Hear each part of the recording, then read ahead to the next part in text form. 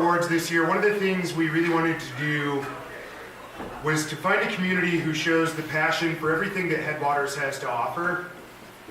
And the converse of that was our old leader, Barbie, and what she had to offer.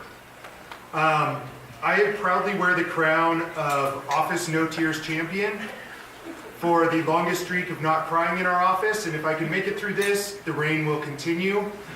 It's a low probability. Barbie Durham literally saved me from having to process rich dudes' planning permits for Island County and Whidbey Island when she offered me a job almost 6 years ago. I walked into Headwaters wearing the only dress clothes that were left in Montana because I was in the process of moving my family back to Washington. None of us wanted to go. I remember coming in, interviewing. I had received exactly one check from Island County.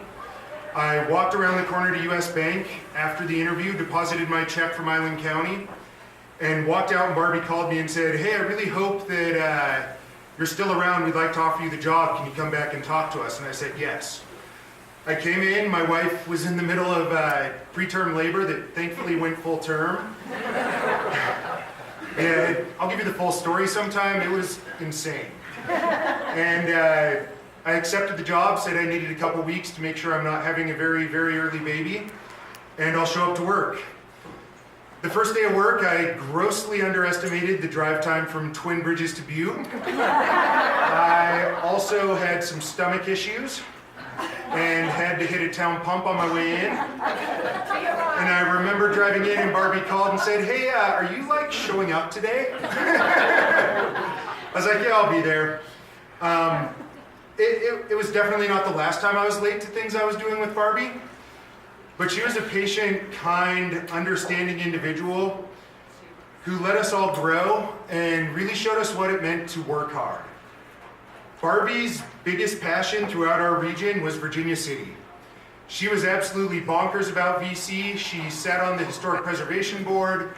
She did everything she could to assist projects up there. Like I said with the Brownfields grant earlier, I know it spawned because there was a big old dirty gas station up there, and she was able to get Brownfields assessment money to clean up a part of Virginia City. Barbie's passion for our communities throughout the region was unmatched. She was a very quiet individual. She definitely wasn't one, this is not what she wanted to do. She'd never be the one up in front of the microphone. But I couldn't tell you how many times I went to her with issues I was facing, things about work I didn't know or understand, and she could clearly lay it out for me in a manner that instantly made it make sense. Because of her quiet manner, I think I really initially underestimated what she had to offer, and within a very short period of time, it was really like, holy crap, this woman knows everything. There's nothing she doesn't know when it comes to economic development, grant writing, grant administration, and with her no longer in the office, we've learned that the hard way, in a huge way, as we go through all the things that she had set up, and thankfully she set us up in a very good place. We'd like to give a round of applause for her family. Her husband and son are both here this evening. They, regardless of who wins the fishing day with me, I know I'm going to get their butts in my drift boat next summer. So can we get a round of applause for them showing up tonight?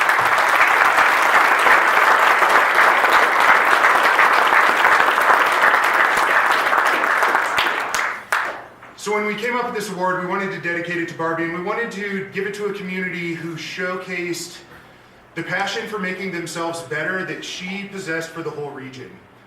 The community we highlighted this evening has really experienced a lot of challenges. They've seen workforce leave, they've seen challenges with their primary industry, they've seen young people desert it, and they're resilient. They work with us so much on so many things. They've invested in new positions. They beat down my door to help them write grants. They want as much opportunity as they can to help make their community better. It is so noticeable in our office when you start talking to someone from Deer Lodge about what they are trying to get done in their community, and they're very unified with that vision. It's not something you see everywhere. And so we are very proud this year to present the first ever Barbie Durham Community Pride Award to the City of Deer Lodge. And do we have anyone here this evening from Deer Lodge? Okay, great. Could you please stand up?